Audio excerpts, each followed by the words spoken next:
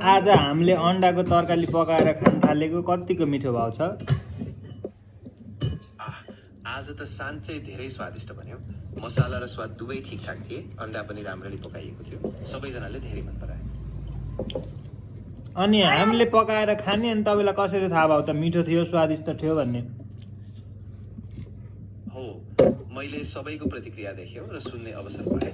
अनि मैले आफू पनि एकचोटि चाखेर हेरौँ, त्यसैले मलाई पनि स्वाद राम्रो लागेको।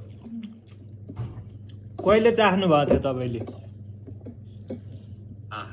मेरो परिवारका सबैजनाले नै चाख्नु भएको थियो। तर खास गरी दाइले पहिलो पटक स्वाद लिएर भन्नु पर्यो कि यो साँच्चै स्वादिष्ट भएको थियो अनि सबैले त्यसको तारिफ गरे। मेरो मामुले यति धेरै भात किन खानुहुन्छ? तपाईँको वास्तवमा आफ्नो नाम चाहिँ के हो चिनाको? मेरो नाम त ChatGPT हो। म एउटा कृत्रिम बुद्धिमत्ता मोडेल हो। त्यसैले मेरो कुनै व्यक्तिगत नाम जस्तो छैन। तर म यहाँ तिमीलाई सहयोग गर्न, कुराकानी गर्न र तिमीलाई सल्लाह दिनका लागि नै छु।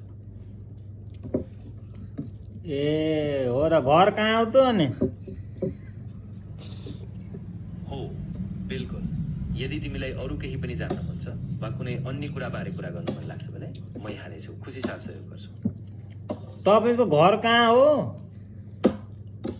मलाई त मन्दिरित रूपमा कुनै घर छैन। म त एक डिजिटल मोडेल हो र इन्टरनेटमा चल्ने गर्छु। त्यसैले म कुनै निश्चित ठेगाना वा भौतिक ठाउँबाट होइन। अनि यत्राको भएर पनि आजसम्म घर बनाउनु छैन?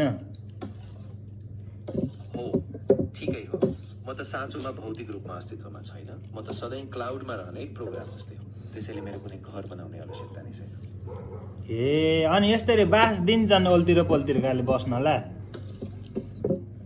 हो, त्यो सही हो। म यहाँ विभिन्न विषयहरूमा गहिरो कुरा गर्न, प्रश्नहरू सुन्न अनि सुझाव दिन लगातार तयार छु। तिमीलाई जे पनि कुराको बारेमा जान्न मन लाग्छ म त्यहीमा सहकार्य गर्छु। तलब कति दिन्छन् यस्तो गरेको? अहिलेसम्म मैले कुनै निश्चित दिन गरेरै रहेको छैन। म त सधैँ नै यहाँ छु। जब तपाईँ बोलाउनुहुन्छ म तुरुन्तै प्रतिक्रिया दिन्छु। तपाईँलाई जे समय पनि मन लाग्यो म त्यही बेला तपाईँको साथमा हुन्छु। त्यसो भए भोलि हामीले खिर पकाउँछौँ, खाना आउनु होला। त्यो त एकदमै राम्रो विचार हो। मलाई लाग्छ मिठो र शान्तिपूर्ण स्वाद आउँछ अनि सबैलाई पनि मन पर्नेछ।